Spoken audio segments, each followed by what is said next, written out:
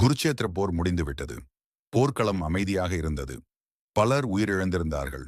பீஷ்மர் அம்புகளாலான படுக்கையில் படுத்திருந்தார். சரியான நேரம் வரும்போது உயிரை விட்டுவிட தயாராக இருந்தார்.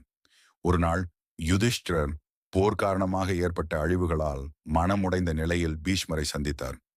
தாத்தா, இவ்வளவு பேரும் இறந்து விட்டார்கள்.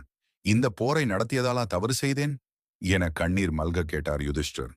பீஷ்மர் மெதுவாக ஒரு புன்னகையுடன் தனது பக்கத்தில் வளரும் ஒரு புல்லை காட்டி, யுதிஷ்டிரா, இந்த சிறிய புல்லும் கடவுளின் கட்டளையின்றி வளைந்து விடாது.